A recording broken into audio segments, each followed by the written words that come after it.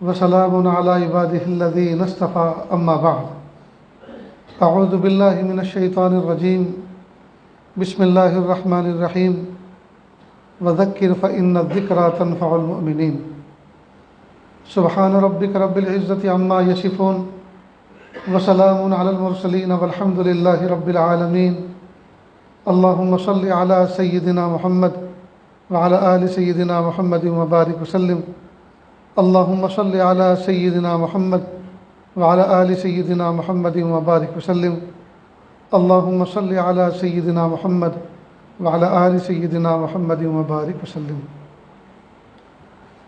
دوستو، قرآن پاک حدیث پاک میں اللہ کے محبوب صلی اللہ علیہ وسلم نے فرمایا ان ھذا الدین یسر، یہ دین انتہائی آسان ہے۔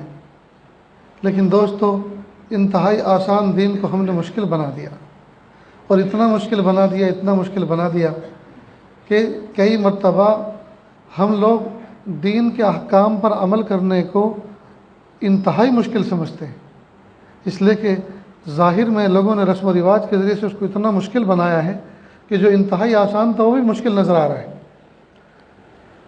رات میں ہمارے ماموزاد بھائی کا ایک بیٹا جو اسی مدرسے میں خدمت انجام دیتا ہے، اس کا نکاح ہوا، بغیر لین دین کا نکاح، الحمدللہ، نہ بارات نہ صحرا۔ رات آپ نے دیکھا ہوگا جو محفل میں شریک تھے۔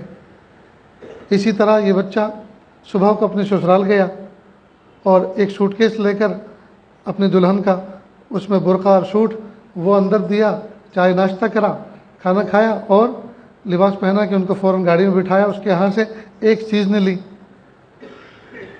اور سیدھے گھر پہنچ گئے۔ اور میں خود شریک تھا، میں اپنے سگے بھتیجے بھانجوں کی نکاح میں شریک نہیں ہوا، اس لیے کہ بہت زمانہ ہو گیا سمجھاتے رسم و رواج وہ اپنی مجبوری بتاتے ہیں، میری بھی مجبوری ہے دینی۔ لہٰذا کوئی اگر کہے گا بھی کہ بھئی فلاں کے اس میں تو تم گئے تھے، ہمارے اس میں نہیں آئے، تو میں یہی کہوں گا فلاں کے اس میں جیسا گیا تھا ایسا ہی کرتے ہو تو تمہارے یہاں بھی آنے کے لیے تیار ہوں۔ بہرحال صبح کو 8 بجے ہم یہاں سے نکلے، 9 بجے لوہیا گاؤں پہنچے۔ پہلے سے کہہ دیا تھا کہ بھئی اتنی دیر ٹھہریں گے جتنی دیر میں بچے اپنے لباس تبدیل کر سکیں، اس دوران آپ ناشتہ کھانا جو کرنا ہو کرنا۔ مثال کے طور میں نے تو چائے کو ہی کہا تھا ناشتے کو، لیکن انہوں نے ناشتے کے ساتھ روٹی بھی بنائی تھی۔ بہرحال مشکل سے ہم وہاں آدھا گھنٹہ ٹھہرے، فوراً وہاں سے بچی کو لیا اور پہنچے غالب پور، کھتولی سے آگے ان کے گھر بچی کو اتارا اور وہاں سے واپس ہوئے، اور اذان ہو رہی تھی، ہم گیٹ میں داخل ہوئے۔ میں مولانا کو کہہ رہا تھا مولانا میری تو دہی ٹوٹ گئی، صبح کو یہاں سے وہاں گیا، وہاں سے وہاں سے پھر واپس یہاں۔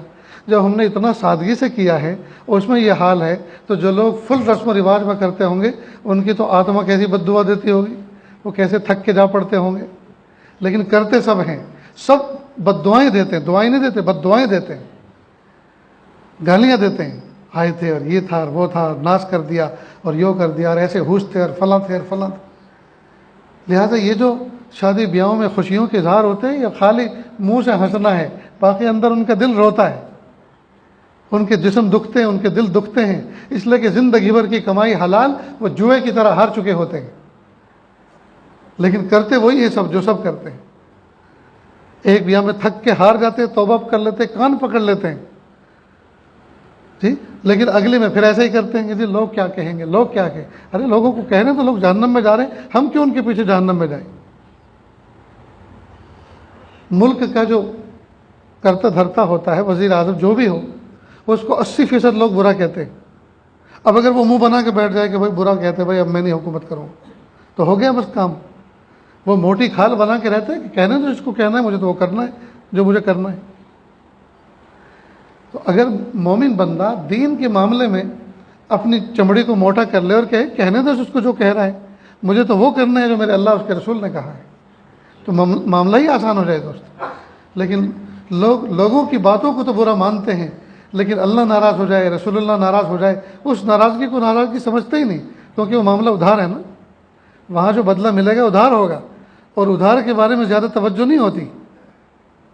نقد کے بارے میں کہ بھئی یہ جو سامنے گھر پہ بیٹھا ہے یہ منہ بنا رہا ہے، تو اس کا منہ بنایا ہوا تو دکھتا ہے، لیکن اللہ ناراض ہو رہے ہیں وہ نہیں دکھتے۔ میرے بھائیوں، بہت سوچنے کی بات ہے، ہم ادھار معاملہ اتنا خراب نہ کریں کہ قیامت کے دن ہمیں پھر لالے پڑ جائیں۔ وہاں ایک نیکی بھی گھٹتی ہوگی، ماں جیسی پیاری اور باپ جیسا پیارا ایک نیکی اپنے بچے کو نہیں دے سکے، اتنا خطرناک وہاں معاملہ ہوگا۔ اس لیے رسم و رواج سے باز آ کر سادگی سنت و شریعت کے مطابق اگر کام کرو گے تو دوستو پیسہ بھی بچے گا، انرجی بھی بچے گی، تھکن دکھن سے بھی باز آئیں گے اور مزے سے زندگی گزاریں گے، اور اس کی برکتیں ہیں۔ اللہ کے محبوب صلی اللہ علیہ وسلم نے فرمایا افضلها برکتن ایسرہ معونتن او کما قال علیہ الصلوۃ والسلام، افضل نکاح وہ ہے جس میں کم سے کم خرچ کیا گیا ہو، افضل نکاح وہ ہے جس میں کم سے کم خرچ کیا گیا ہو۔ اس کا مطلب یہ نکلا، اس کا الٹا مفہوم، سب سے منحوس نکاح وہ ہے جس میں سب سے زیادہ خرچ کیا ہے، اور دیکھنے میں یہ آئے جس میں زیادہ ٹٹمبے ہوتے ہیں، زیادہ خرچ ہوتے ہیں، ہفتے 15 دن کی بات ہے کہ آپس میں باجے بجنے شروع ہو جاتے ہیں، نفرتیں ہونی شروع ہو جاتی ہیں، اور کہتے ہیں جی ہم دھوکہ کھا گئے، آدمی بڑا نالائق نکلا، بڑا بدتمیز نکلا، اور ہم نے یہ دیا اور وہ دیا، یہ بھی بیچ کے کھا گیا اور وہ بھی بیچ کے کھا گیا، اور ہم سے یہ امید رکھتا ہے، اور فلاں ہے فلاں ہے۔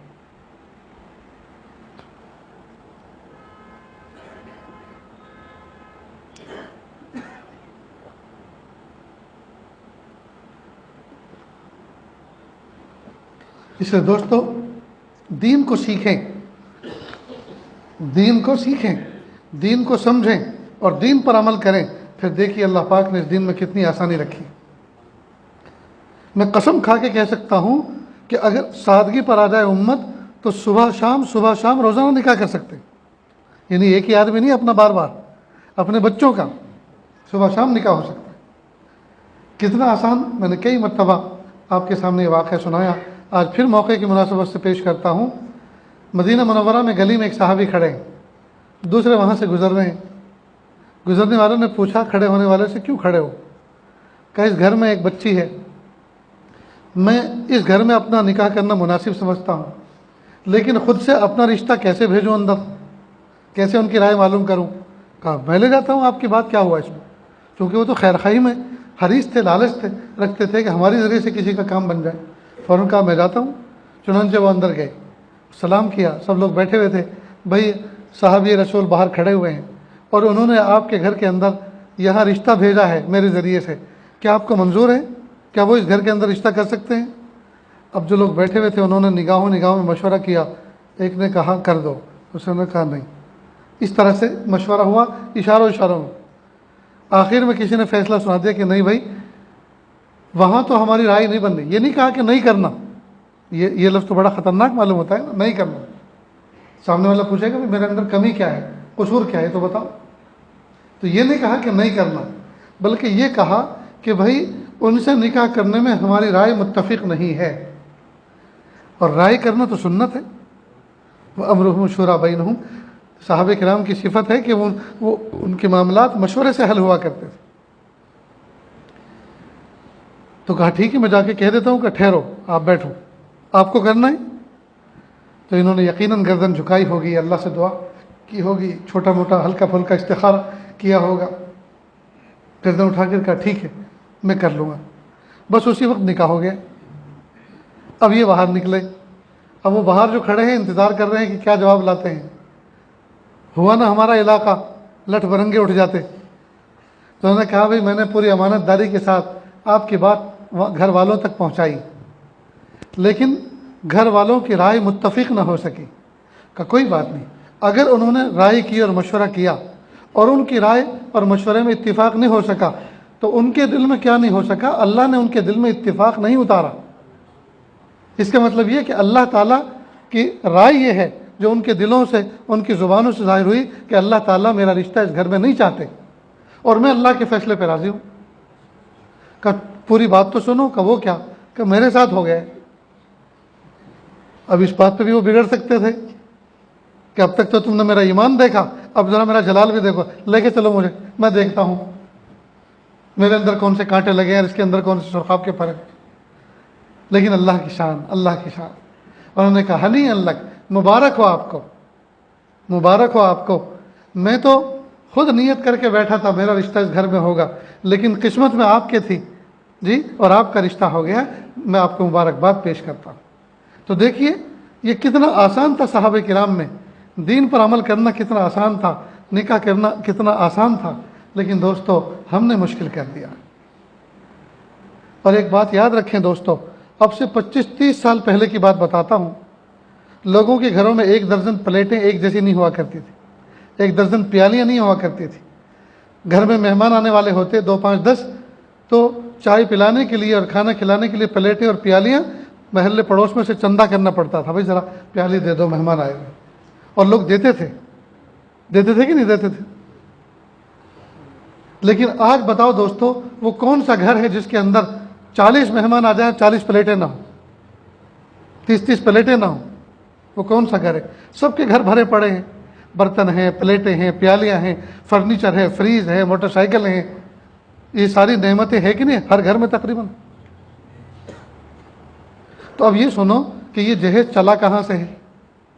کسی باپ نے اپنی بچی کا رشتہ کسی نیک دل لڑکے سے کر دیا، خوبصورت تھا، نیک سیرت تھا، لیکن مالی کنڈیشن اس کی بہت پور تھی، بہت ہی کمزور تھی۔ تو باپ نے سوچا، لڑکی کے باپ نے، کہ میں اپنی بیٹی اس کو بیاؤں گا، نکاح کر کے یہ جائے گی، 2-4 دن وہ اپنے گھر پہ رہے گا، اپنی ڈیوٹی سے ابسینٹ رہے گا، غیر حاضر رہے گا، اور روزانہ لا کر کھانے والا ہے، تو اس کا کیا ہوگا؟ تو 2-3 کلو دال، 2-3 کلو چاول، جی کچھ چینی، کچھ چائے کی پتی، کچھ بسکٹ، جی کوئی دسترخوان، کچھ ایک آدھ جو ہے بیڈ شیٹ اور تکیہ، اس قسم کا چھوٹا مختصر سا سامان ایک خوشحال سسر نے ضرورت مند داماد کو دیا، ضرورت کے درجے میں۔ یہاں تک تو یہ بہت اچھا تھا، لیکن جس نے بھی دیکھا کہ اچھا اس نے اپنے داماد کو یہ دیا، ارے ہم اپنے داماد کو ایسا دیں گے کہ دنیا دیکھے گی، ہم اپنے داماد کو یہ بھی دیں گے، ہم یہ بھی دیں گے۔ وہ اس نے چھوٹا سا جہیز دیا تھا، وہ جہیز اب جہاز بن گیا، جہاز بن گیا، اور ایسا جہاز بنا کہ گھروں میں پارک ہونا اس کا مشکل ہو رہا ہے۔ پرانا سامان نکالو تب جا کے نیا سامان آتا ہے، یا نئے سامان کو کرائے کے گھر لے کے اس میں رکھو۔ یہ ہو رہا ہے کہ نہیں دوستو؟ اور دینے والا سود پہ دے رہا ہے، بیاج پہ دے رہا ہے، جی ادھار لے کے دے رہا ہے، زور پڑے پہ دے رہا ہے۔ زور پڑے پہ دوستو کسی کا کھانا، کسی کی کوئی چیز لینا، یہ ہضم بھی نہیں ہوتی، یہ پچتی بھی نہیں ہے، اس میں برکت نہیں۔ اس لیے لوگوں کے گھروں میں جہیز کے سامان بھرے پڑے ہیں، لیکن گھروں میں اندھیرے ہیں، گھروں میں اندھیرے نہیں۔ جن کو اللہ پاک نے چشم بصیرت دی ہے، دل کی آنکھیں دی ہیں، ان کی آنکھوں سے دیکھو، وہ بتائیں گے کہ گھروں کے اندر ظلمت ہے یا کیا ہے۔ وہ کرسی، وہ بیڈ، وہ تجوری، وہ فریج، وہ موٹر بائک، یہ سب جو ہیں یہ کیا ہے؟ زور پڑے پہ ملی ہیں، اس لیے تو چوری ہوتی ہے، آئے دن چوری ہو رہی ہے۔ بھائی کیا وہ موٹر سائیکل اٹھ گئی؟ بھائی کیا اٹھ کیوں گئی؟ اس لیے کہ توجہ کے ساتھ نہیں رکھی، اس میں تالے نہیں ڈالے، اور توجہ اس لیے نہیں کی، اپنی کمائی کی تھوڑی تھی، محنت سے کما کے تھوڑے لائے تھے کہ اس کی قدر ہو، وہ تو کسی اور کی کمائی کی تھی، دی تھی، اس کی طرف توجہ۔ اگر وراثت میں بہت قیمتی کپڑا ملا ہو تو اس سے جوتے صاف کر لیتے ہیں، کیوں؟ اس لیے کہ آپ کمائی تھوڑی ہے، یہ تو باپ کمائی تھی، باپ کی وراثت ملی ہے، لہذا جوتے صاف ہو رہے ہیں اس سے۔ اگر اپنا کمایا ہوتا تو اس کپڑے کو کیسے سنبھال کے رکھتے ہو تو اس کا دل جانتا۔ میرے بھائیو، جتنا زیادہ مختصر کرو گے اللہ تعالیٰ کے یہاں عزتیں پاؤ گے، دنیا میں بھی فائدہ اور آخرت میں بھی فائدہ۔ آخرت میں اللہ کو خوش کرنے، رسول اللہ صلی اللہ علیہ وسلم کی بات ماننے کا فائدہ، اور دنیا میں اپنے مال بچانے، اس مال کو اپنی ذات پر لگانے، اللہ تعالیٰ کے حکموں کے مطابق خرچ کرنے کا فائدہ۔ کہ محبوب صلی اللہ علیہ وسلم نے فرمایا جی کہ یہ مال جو آپ تم کما رہے ہو، یہ تمہارا کمال نہیں ہے، یہ اللہ کا فضل ہے، اور اللہ کا فضل فضیلت والے جگہوں پہ استعمال ہونا چاہیے۔ جتنی توجہ ہماری شادی بیاہوں پر، رسم و رواج پر ہے، اتنی توجہ ہماری بچوں کی تعلیم پر نہیں ہے۔ اگر توجہ بچوں کی تعلیم پہ ہوتی تو نقشہ بدلا ہوا نظر آتا، نقشہ بدلا ہوا نظر آتا۔ تو دوستو یہ سب وجہ کیا ہے؟ وجہ جہالت ہے، جہالت ہے۔ اگر علم ہوتا، قرآن پاک کا علم ہوتا، حدیث پاک کا علم ہوتا، اہل علم کی صحبت میں بیٹھے ہوتے، تو ہمارے دل کی دنیا کی کایا پلٹ چکی ہوتی، ہمارے دل کی دنیا کی کایا پلٹ چکی ہوتی۔ پڑوسی ملک میں ایک بزرگ گزرے ہیں، مولانا احمد علی لاہوری۔ جس زمانے میں دونوں ملک ایک تھے، دیوبند میں پڑھتے تھے، سکھ خاندان سے تعلق رکھتے تھے، یعنی نو مسلم تھے۔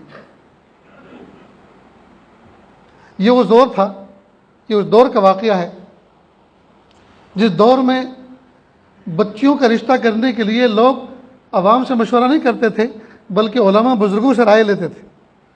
چنانچہ ایک لڑکی کا باپ وہ ادھر سے، جو اس وقت پاکستان میں جو حصہ ہے، ادھر سے چلا اور دیوبند پہنچا حضرت شیخ الہند رحمۃ اللہ علیہ کے پاس، کہ حضرت دارالعلوم میں کوئی بچہ ایسا لائق فائق ہو جو میری بچی کے لیے مناسب ہو تو بتا دیں۔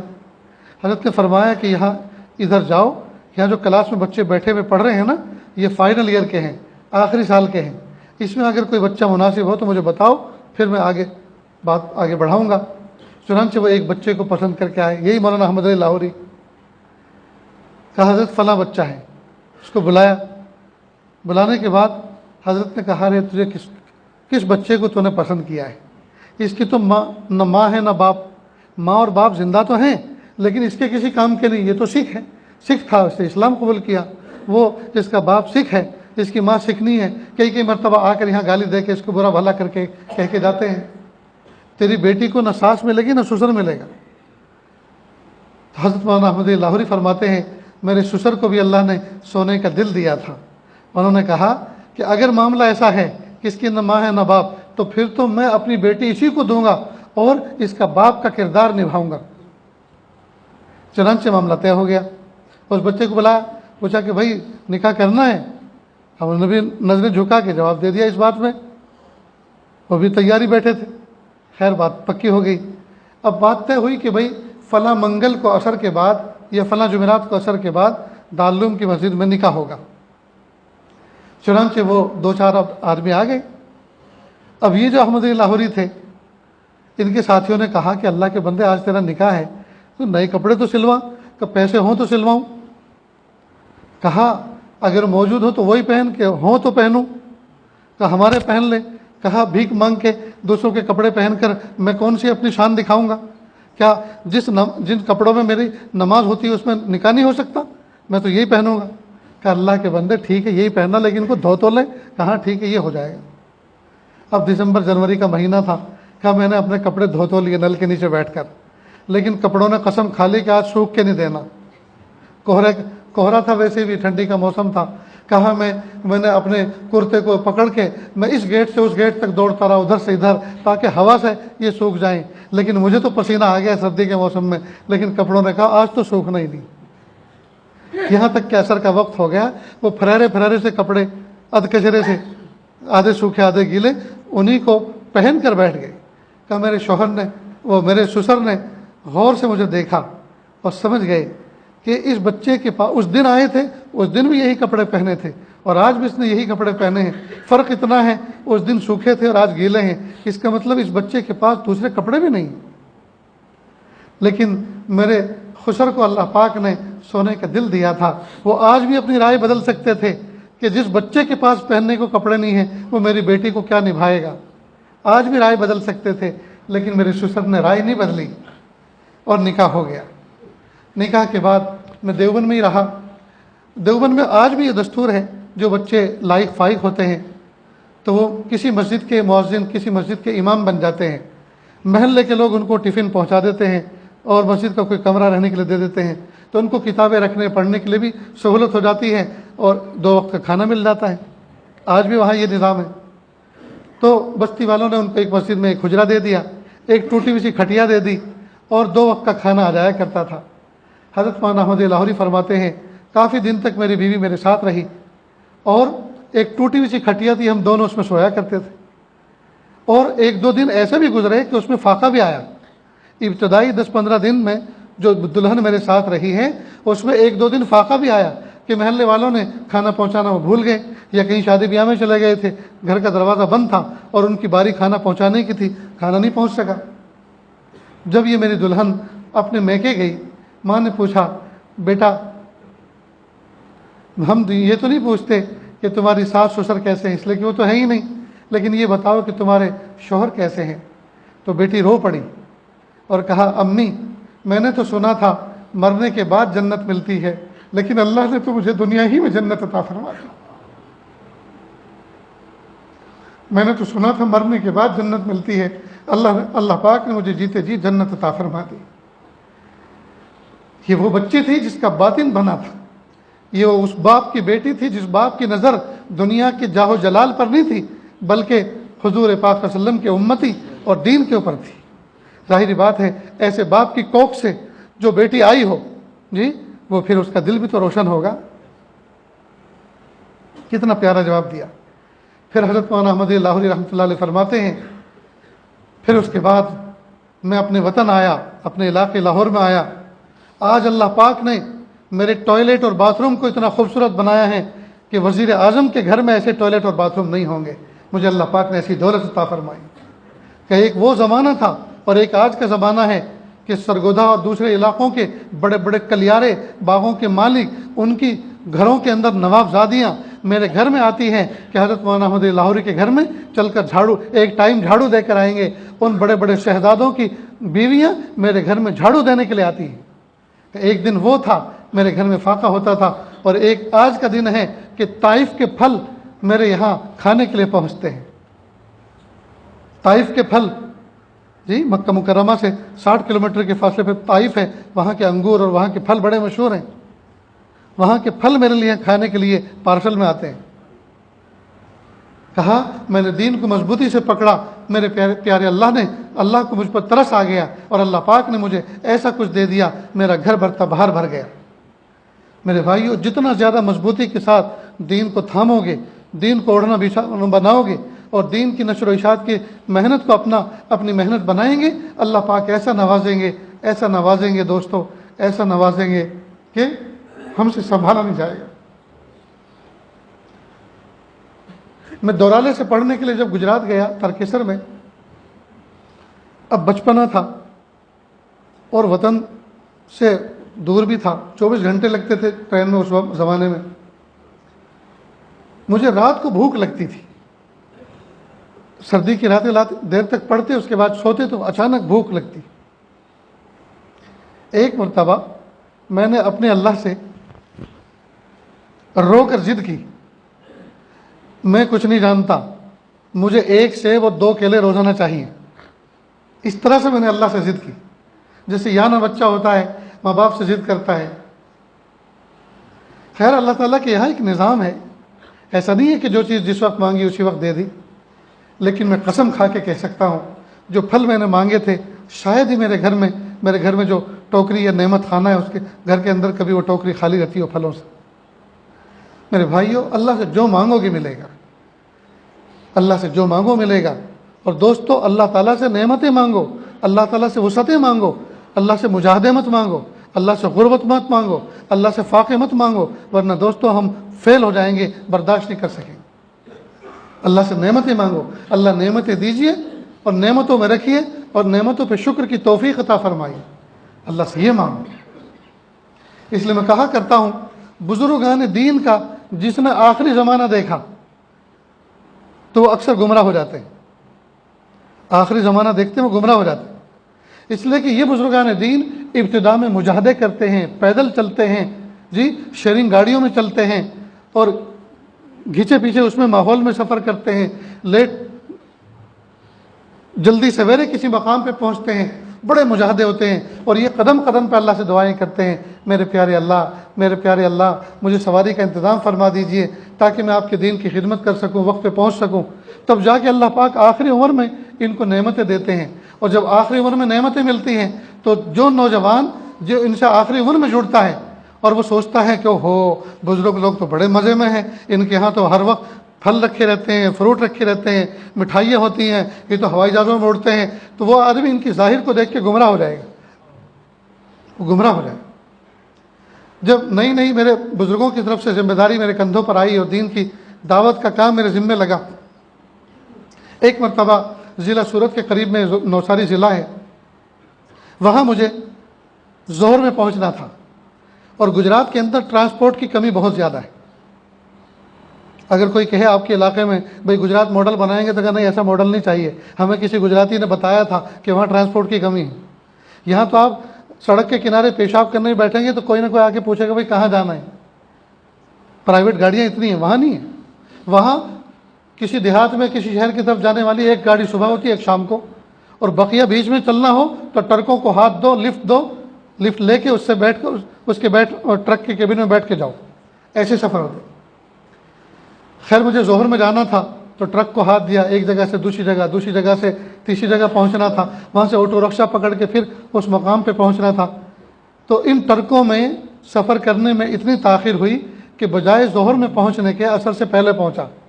تو مجموعہ تو انتظار کر کے چلا گیا، پھر عصر میں پہنچا، نماز پڑھی، وہاں جو لوگ موجود تھے ان میں کچھ بیان کیا، اور پھر وہ ظہر کے بیان کی قضا عشاء کے بعد کسی پڑوس کی بستی میں دوسری جگہ کی۔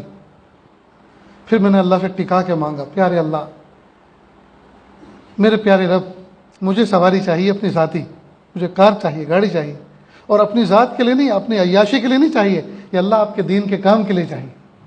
بس ابھی مہینہ ہفتہ گزرا تھا، اللہ رب العزت نے اس زمانے میں سب نئی نکلی تھی انووا گاڑی عطا فرمائی۔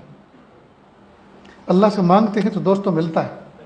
ہم اپنے اللہ سے ایسے تعلق تو قائم کریں، اللہ سے اپنا رابطہ قوی تو کریں، لیکن ہم لوگ دھوکہ کھا گئے اور کھانے پینے میں احتیاط نہیں کرتے۔ دعائیں قبول اس لیے نہیں ہو رہی، جو آدمی ایک پیسہ سود کا حرام کا کھا لے، 40 دن کی عبادتوں کی توفیق چھن جاتی ہے، دعائیں قبول نہیں ہوتی، سر سے اوپر نہیں جاتی۔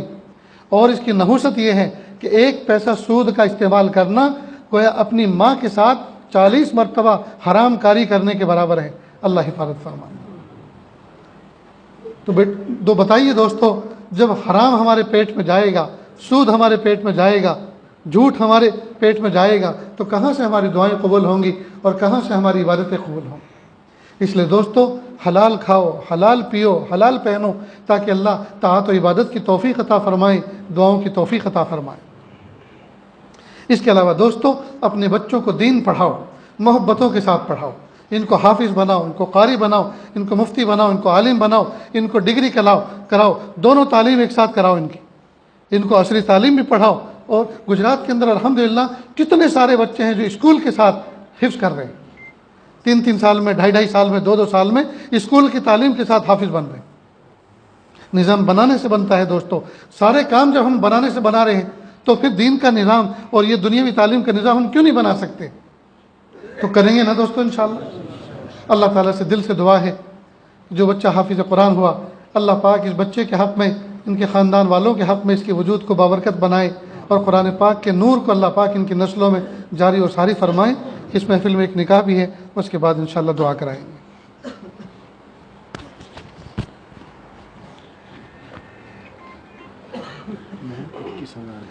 محمد فیصل لڑکا، گلشن بنت محمد اقبال۔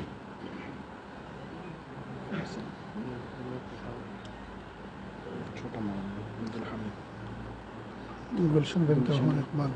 وکیل کون ہے؟ محمد یامین ابن محمد، جو وکیل ہیں اس بچے کے جن کا نکاح ہے، کون ہیں؟ ذرا آپ وکیل ہیں، بچی نے اجازت دے دی، الحمدللہ، نکاح پڑھا دیا جائے، جزاکم اللہ۔ اور گواہ بھی موجود ہیں، محمد اسلم، ٹھیک، جزاک، ٹھیک، آپ جب بچی نے نکاح کی اجازت دیا آپ موجود تھے، ٹھیک ہے، جزاک، خطبہ پڑھائیے۔ الحمد لله نحمده ونستعينه ونستغفره ونؤمن به ونتوكل عليه ونعوذ بالله من شرور أنفسنا ومن سيئات أعمالنا، من يهده الله فلا مضل له ومن يضلل فلا هادي له، ونشهد أن لا إله إلا الله وحده لا شريك له، ونشهد أن محمدا عبده ورسوله۔ قال الله تعالى في القرآن الكريم: أعوذ بالله من الشيطان الرجيم، بسم الله الرحمن الرحيم، يا أيها الناس اتقوا ربكم الذي خلقكم من نفس واحدة وخلق منها زوجها وبث منهما رجالا كثيرا ونساء، واتقوا الله الذي تساءلون به والأرحام، إن الله كان عليكم رقيبا۔ وقال تعالى: يا أيها الذين آمنوا اتقوا الله حق تقاته ولا تموتن إلا وأنتم مسلمون۔ وقال تعالى: يا أيها الذين آمنوا اتقوا الله وقولوا قولا سديدا يصلح لكم أعمالكم ويغفر لكم ذنوبكم ومن يطع الله ورسوله فقد فاز فوزا عظيما. وقال النبي صلى الله عليه وسلم النكاح من سنتي. وقال عليه السلام فمن رغب عن سنتي فليس مني، أو كما قال صلى الله عليه وسلم. ماشاء بھائی محمد فیصل احمد ملک صاحب گلشن بنت محمد اقبال احمد کی ذات کو وکیل بن نکاح محمد یامین ابن محمد نے 2 گواہوں کی گواہی سے حاضرین مجلس کے سامنے 21,000 روپے نقد مہر کے عوض زوجہ بنا کر آپ کے نکاح میں دیا. کیا آپ نے ان کو قبول کیا؟ جی قبول کیا. ماشاء اللہ، بارک اللہ فیک. ماشاء اللہ، اللہ تعالیٰ برکت عطا فرمائے. دعا کر لیجیے. بسم اللہ الرحمن الرحیم. الحمد للہ رب العالمین الرحمن الرحیم مالک یوم الدین. ایاک نعبد و ایاک نستعین. اہدنا الصراط المستقیم صراط الذین انعمت علیہم غیر المغضوب علیہم ولا الضالین. آمین یا رب العالمین. اللہ جی، ہم ظاہر میں آپ کے بندے، حقیقت میں نہایت گندے. اللہ ہمارے دلوں کی گندگی کو دور فرما، ہمیں اپنی بندگی کا سلیقہ عطا فرما، شرمندگی والے کاموں سے ہماری حفاظت فرما، برے دن سے، بری بات سے، بری رات سے، برے انجام سے ہماری حفاظت فرما، سوء خاتمہ سے ہماری حفاظت فرما. اللہ جی، یہ ہاتھ اٹھائے جانے کے قابل نہیں اور یہ زبان کو سوال کرنے کے قابل نہیں. آپ سے نہ مانگے تو کس سے مانگیں، آپ سے سوال نہ کرے تو کس سے سوال کریں. ایک کمزور ایک قوی کے دروازے پر، ایک سائل ایک سخی کے دروازے پر، ایک محتاج ایک غنی کے دروازے پر حاضر ہے. اللہ ہم سب کی مغفرت فرما، ہم سب کے درجات کو بلند فرما، ولایت کا نور عطا فرما، دل کا سرور عطا فرما. یا اللہ، رمضان مبارک کا مہینہ بالکل ہمارے سامنے آ چکا ہے. یا اللہ، رمضان مبارک کے مہینے میں شرکت کرنا آسان فرما اور قبول فرما. میرے پیارے اللہ، جو بچہ حافظ قرآن ہوا، یا اللہ قرآن پاک کے نور کو اس کے بچے کے سینے میں جاگزی فرما، اس کو حافظ قرآن کے ساتھ قاری قرآن بنا، بلکہ عاشق قرآن بنا کے قبول فرما. یا اللہ، جس بچے بچی کا نکاح اس محفل میں منعقد ہوا، یا اللہ ان کی زندگیوں میں ڈھیر ساری برکتیں عطا فرما. یا اللہ، میاں بیوی میں ایسی محبت پیدا فرما جیسی حضور پاک صلی اللہ علیہ وسلم اور معائشہ صدیقہ رضی اللہ عنہ کے درمیان تھی. یا اللہ، کتنے بچے ایسے ہیں جن کے نکاح ہوئے زمانہ گزر چکا لیکن بیوی سے آج تک محبت قائم نہ ہو سکی. یا اللہ، سچی محبت قائم فرما. میرے پیارے اللہ، اس نکاح کو نیک نسل انسانی کی افزائش کا ذریعہ بنا کے قبول فرما، دونوں خاندان کے جڑنے کا باعث بنا کر قبول فرما. میرے پیارے اللہ، اس محفل میں جتنے والدین بیٹھے ہوئے ہیں، رب کریم، بہت سو کے بچے اور بچیاں عمر کو پہنچ چکے ہیں. یا اللہ، مناسب رشتے نہیں مل پا رہے، اللہ مناسب رشتے عطا فرما. جب مناسب رشتے مل جائیں، سادگی سنت و شریعت کے مطابق نکاح کرنا آسان فرما. میرے پیارے اللہ، رحم کا معاملہ فرما، عافیت کا معاملہ فرما. یا اللہ، بہت سے لوگوں کا نکاح ہوئے زمانہ گزر چکا لیکن گود اولاد سے خالی ہے. اللہ نیک صالح اولاد عطا فرما، بیٹی بھی عطا فرما اور بیٹے بھی عطا فرما. یا اللہ، کتنے لوگ ایسے ہیں جن کے حلال کاروبار نہیں ہے، یا اللہ ان کو حلال روزگار عطا فرما. کتنے لوگ ایسے ہیں جن کے ذاتی گھر نہیں ہیں، کرائے کے گھروں میں رہتے ہیں، یا اللہ ان کو ذاتی آشیانے عطا فرما. یا اللہ، رحمت والے برکت والے گھر عطا فرما. یا اللہ، نوجوان بچوں کو عمر رسیدہ اپنے ماں باپ کو راحت پہنچانے کی توفیق عطا فرما. اپنے ماں باپ کو کاروبار سے فارغ کر کے عبادت کے لیے فارغ کر کے بٹھانے کی توفیق عطا فرما. میرے پیارے اللہ، وہ بچے کتنے خوش قسمت ہوتے ہیں جو محنت سے کماتے ہیں، 2 پیسے جمع کرتے ہیں، اور جو ماں باپ بوڑھے ہو جاتے ہیں اپنے ماں باپ کو حج پر لے کر جاتے ہیں، اپنا پیسہ خرچ کر کے ماں باپ کو حج کرواتے ہیں. اور پیارے اللہ، وہ بچہ کتنا خوش قسمت ہوتا ہے جو اپنے بوڑھے ماں باپ کی انگلی پکڑ کر طواف کرواتا ہے، صحیح کرواتا ہے. اور 9 ذی الحجہ کو میدان عرفات میں زوال آفتاب کے وقت وہ بچہ اپنے ماں باپ کی گود میں سر رکھ کر روتا ہے، کہتا امی اللہ کے لیے مجھے معاف کر دو، ابا اللہ کے لیے مجھے معاف کر دو. ہم میدان عرفات میں ہیں اور میں نے جوانی میں نہ جانے تمہیں کتنی مرتبہ گالی گلوچ کی، تمہاری آواز سے اونچی آواز کر کے بولا، کئی مرتبہ تمہیں گالی بھی دے دی، کئی مرتبہ تمہیں دھکے بھی دے دیے. آج یہ حقوق العباد ہیں، اگر آپ نے مجھے معاف نہ کیا تو اللہ کی رحمت میدان عرفات میں آج برسے گی لیکن میں محروم رہ جاؤں گا، اس لیے کہ حقوق العباد ابھی باقی ہیں.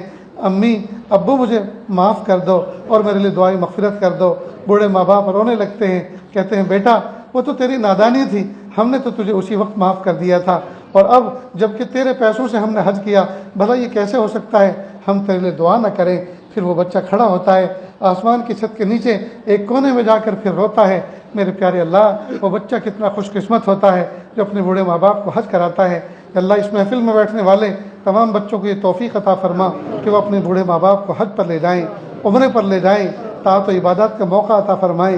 میرے پیارے اللہ، بڑھاپے کو خوشگوار بنا دیجئے، کہ اللہ بڑھاپے کو خوشگوار بنا دیجئے، کہ اللہ نیکی تقوی طہارت کے ساتھ زندگی گزارنے والا بنا دیجئے۔ اللہ جو مانگا عطا فرما، جو مانگ میں چلے گا وہ بھی عطا فرما۔ وصلی اللہ تعالی علی خیر خلقہ محمد و آلہ و اصحابہ۔